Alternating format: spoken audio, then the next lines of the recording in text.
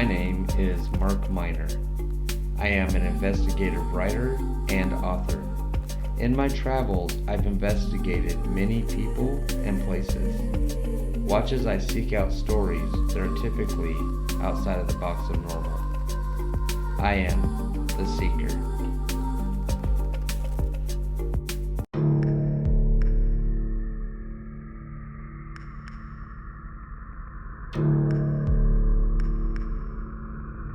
Hi, guys. Welcome back to another episode.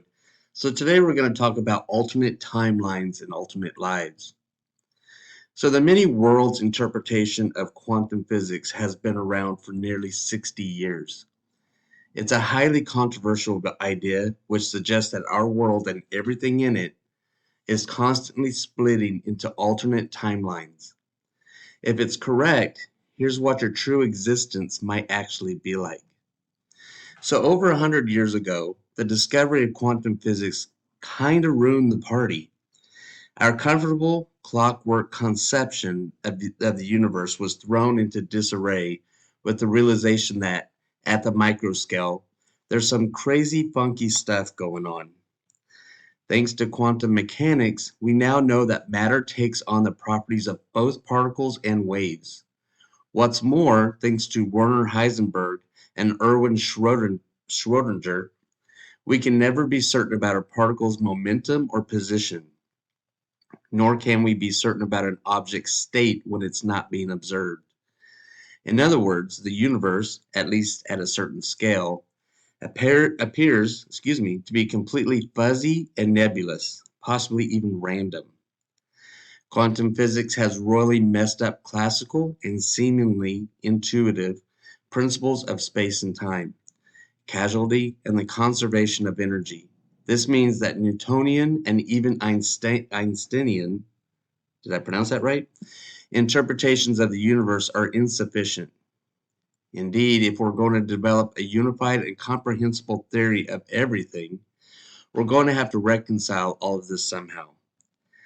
But some physicists, upset by the implications of quantum mechanics on our ultimate understanding of the universe and our place within it, still choose to ignore or dismiss it as a kind of a messy inconvenience. And it's hard to blame them. Quantum physics doesn't just upset conventional physics, it also perturbs our sense of our place in the universe. It's Copernican in scale, a paradigm changer that carries deep metaphysical and existential baggage. Denial, however, won't help the situation, nor will it further science. Physicists have no choice but to posit theories that try to explain the things they see in the lab, no matter how strange.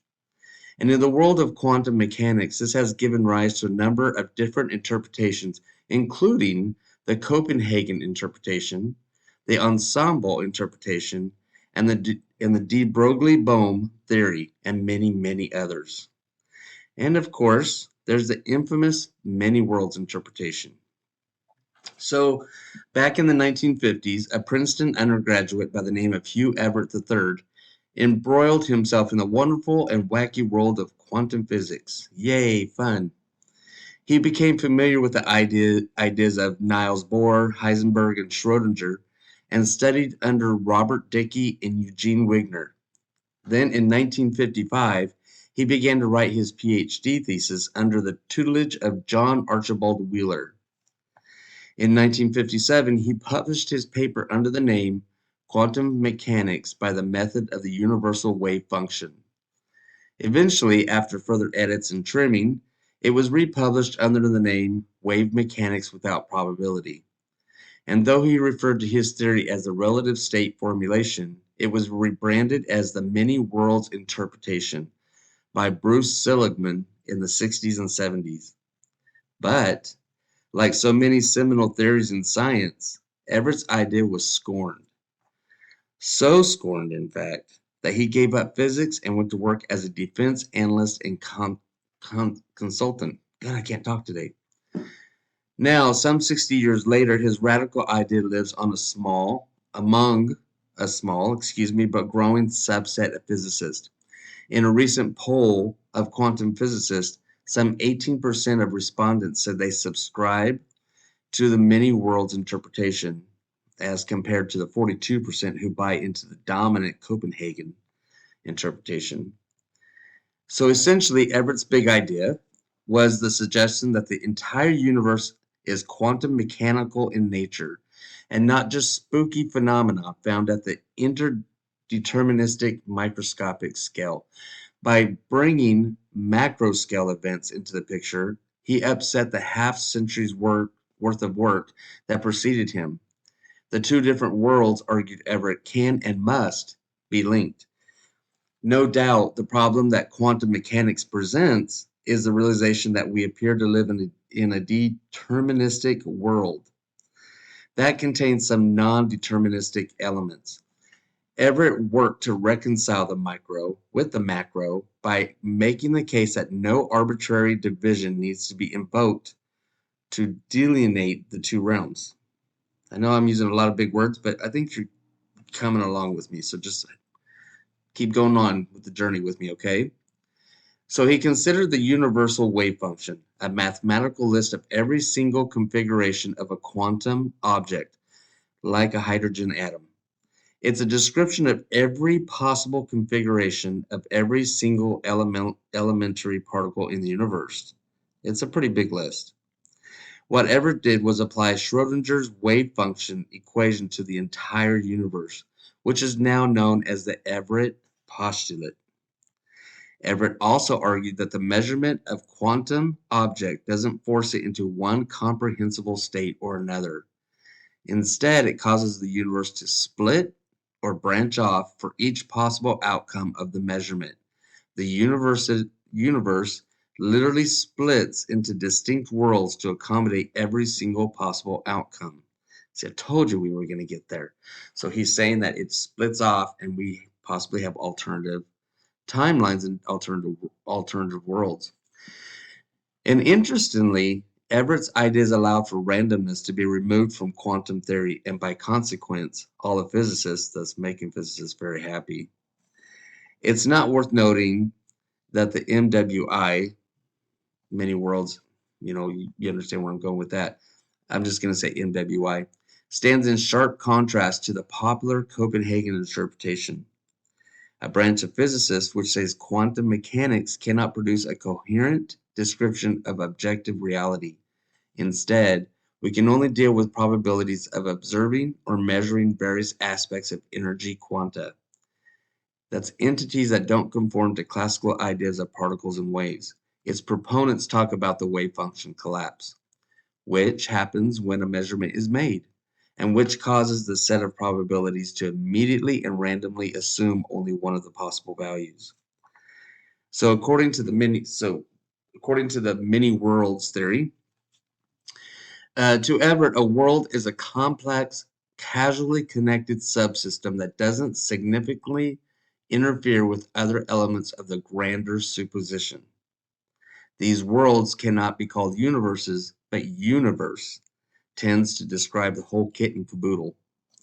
Needless to say, it's a metaphysical theory that dramatically alters our understanding of the universe and our place in it. If true, the universe is comprised of an ever-evolving series of timelines that branch off to accommodate all possibilities. Subsequently, I'm telling you, it means that a version of you or what you think is you is constantly branching off into other alternate histories. Interesting. For example, in the case of Schrodinger's cat, it's not both alive and dead when not observed. Instead, a version of it ceases to exist, while another lives on in an alternate timeline.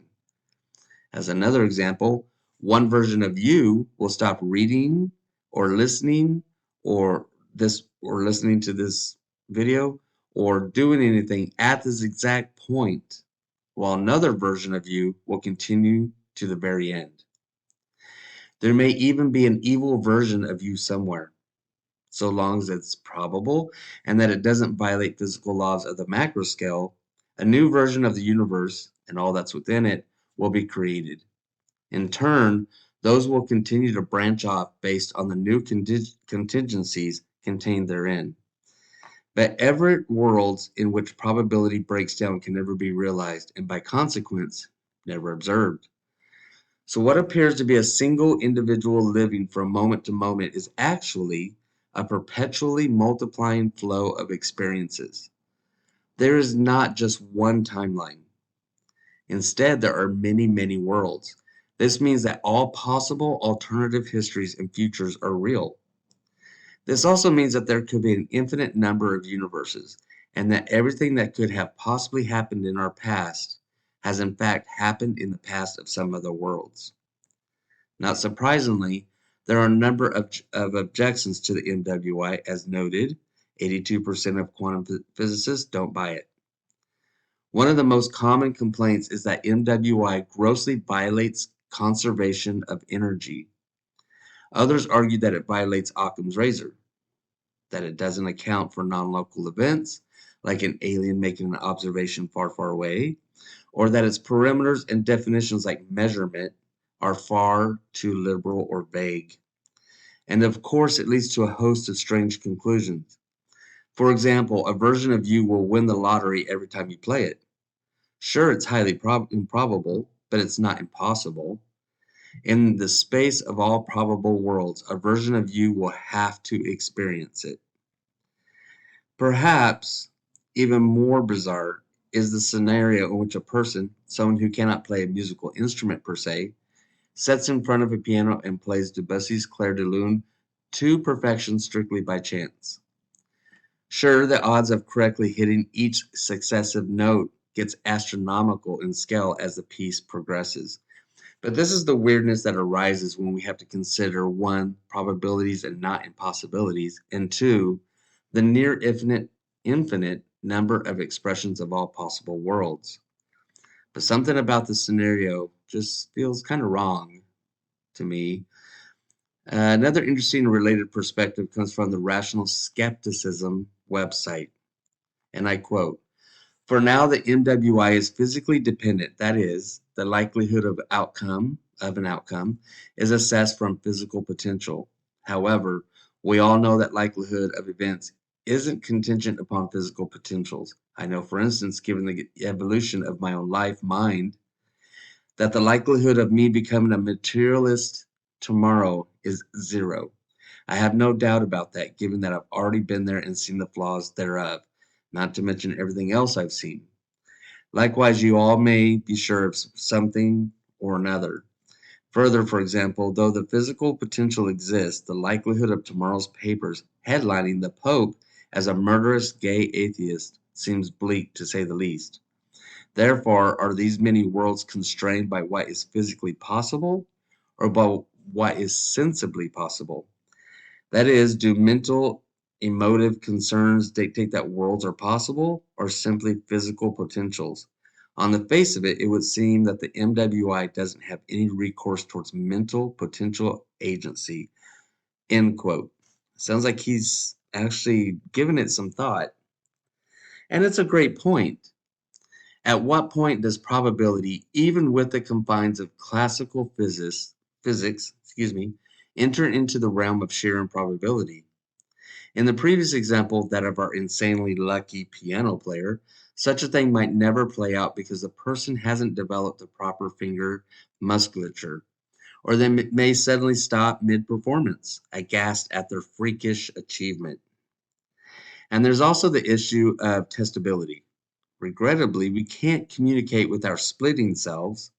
Each version of us can only observe one instance of the universe at any given time. Otherwise, I don't know why I can't say that word.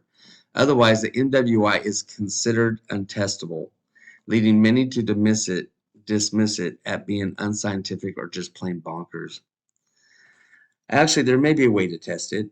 MWI implies the quantum immortality hypothesis. The argument that a version of us will always observe the universe, even in the most improbable of circumstances. To test the MWI, all one needs to do is attempt suicide based on a 50-50 probability schema. According to the theory, A version of you will survive 50 successful 50-50 suicide attempts, but it's in 1 in quadrillion chance. The trick, of course, is to live the life of that particular version of you. Well, we're not going to do. I mean, we should never encourage suicide, and it's a bad thing to try, but it's just right now they're just hypothesizing that if one did. Hugh Everett, despite his belief in quantum immortality, died in 1982, but his idea lives on, a kind of immortality unto itself. So, what do you guys think? Do you think that there are separate worlds? Do you think that there is alternative lives? Do you think there's different versions of you out there? Do we meet each other in dreams, lucid dreams? Do we meet each other in out-of-body experiences? Who knows? It's still something I think that we're really exploring, and we're just now touching on to understand that if our lives do split and become different lives on alternative timelines, there has to be some connection in order for us to have some kind of commonality, So, anyways, I'd like to hear what you think in the comments. I would love to hear your responses, and I'd love to have a conversation with you on this. And I'm hopefully this gives you something to think about and some thought. And yeah, let me know what you think. All right. So don't forget to hit that subscribe button and don't forget to hit the like button. And I will talk with you guys later and see you on the next adventure.